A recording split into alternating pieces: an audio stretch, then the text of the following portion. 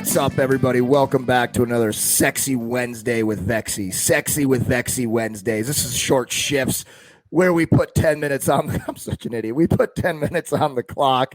Toph has no idea what my question's about. And if you haven't been here for the last couple of weeks, we've got a presenter, my boy Chad from Skate Tech. Skate Tech Sharpening and Equipment Repair brings you NHL quality service at an affordable retail price. With over 23 years of sharpening and equipment customizing experience, Skate Tech serves as your personal equipment manager, providing the highest quality skate sharpening, blade profiling, team uniforms, and equipment alterations available on the market today. I can 100% attest to this, as all of my high-level guys, pro and college guys, all get their equipment altered, sharpened, and everything from Chad at Skate Tech.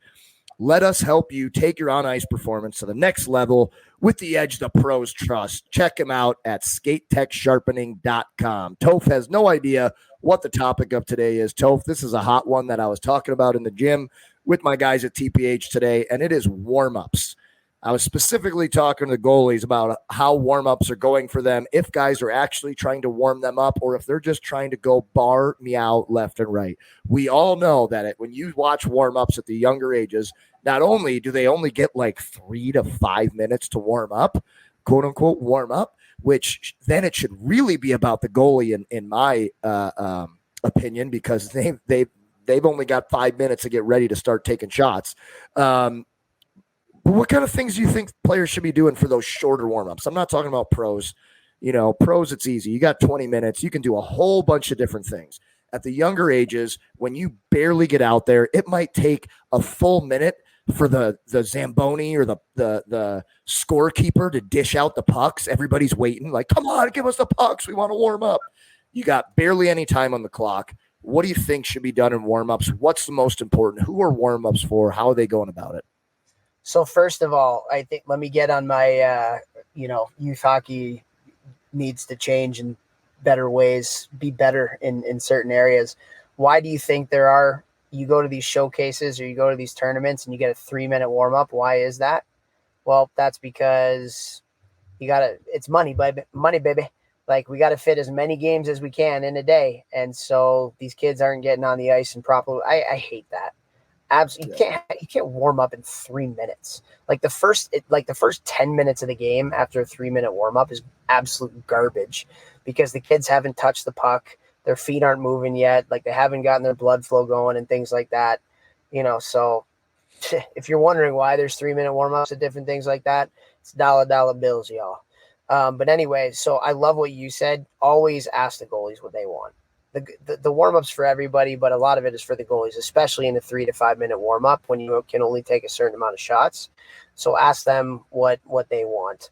One of the things that I would love to see more in a warm-up is maybe you get two players that are warming up the goalies. I would love to see more keep away. Play keep away. Like let's get in a little bit of competition. Let's get in a little battle, but we're also skating. We're moving. We're getting our blood flow going. We're getting our hands and our stick handling going and things like that. Touching the puck, feeling the puck. I would love to see a little bit more of that.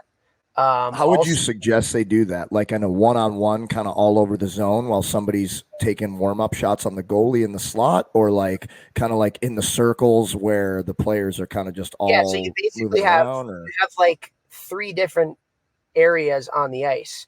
You have kind of like the dot on the one side of the net. You have the dot on the other side of the net, and then you have kind of like the blue line to the red line, or the top of the circles up in the middle of the ice.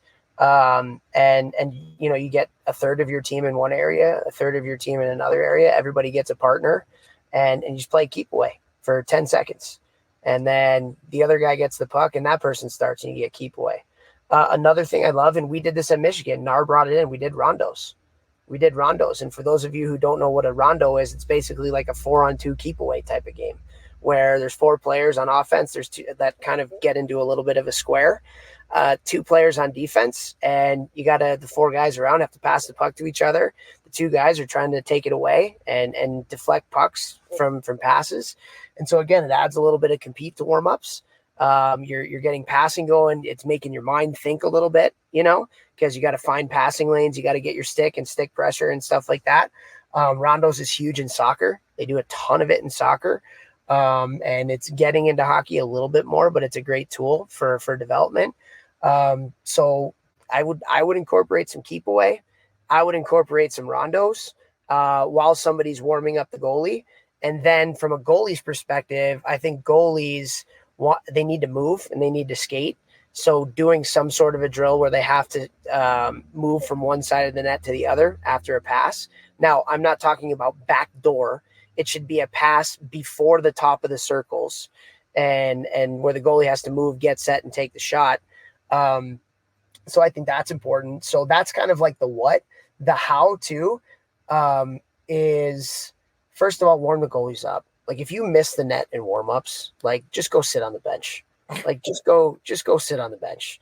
Like you should never miss the net in warm-ups. The warm-up's about you a little bit, but it's more for the goalies. The most important position on the ice. They need to feel the puck. And then like just space it out a little bit.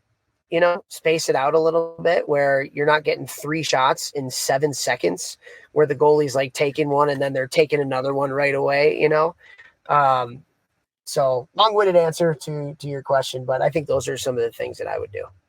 I love the one-on-one. I love that. That's one of my favorite ways to start practice at any age. Just like a keep away game, like a 15 seconds on, 30 seconds off, and then switch guys. Like I really like that. Get you going, get you moving, get you stopping and starting. Your stick handling, your eyes are up, you're cutting. Rather than like standing stationary in a circle and passing the puck between 7 or 8 players where you're going to touch it maybe 6 times in the 45 seconds that you do it. Like, let's get moving and touch the puck rather than that. I don't know. And you just get going. And I think a really big one that Toph said, especially at the younger ages, is it's not rapid fire shooting on the goalie, one after another, where the goalie can't even like move, reset, be on his angle. Like the most important player in warm-ups is for sure the goalie. So like you got to take care of your goalie. So like, for instance, if you have the players get out there and right away they start with the one-on-one battle, I would have one player in the slot with most of the pucks and, 5 to the glove high, 5 to the blocker high, 5 to the glove low, 5 to the stick low, 5 to the chest, have them catch it tight, hit both goalies with that while the other players are doing whatever they're doing. Quick lap, go into whatever shooting drills your goalies like the most. If it's a really young team, you decide what those drills are. First one is usually going to be a long shot from the blue line so they can work on tracking it.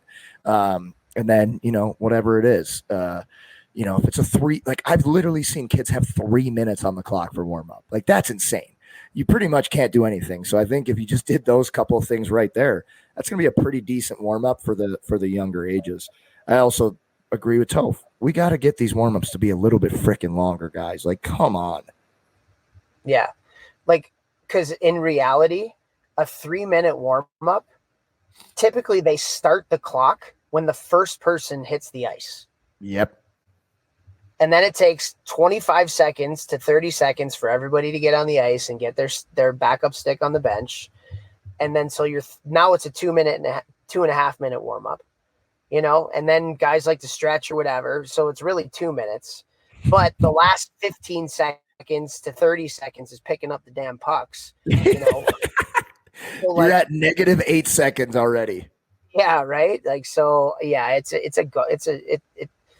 don't know. It's, and again, like think about it, even from like an injury prevention perspective, like these kids were just, they did warm-ups, off the ice, and kind of like, got their bodies, but then they sat down for the next 15 to 20 minutes, not moving because they have to put all their equipment on. And then the coach comes in, 10 minutes before the game. And then that's another 10 minutes. So they really haven't moved for 20 minutes after they did their warm up.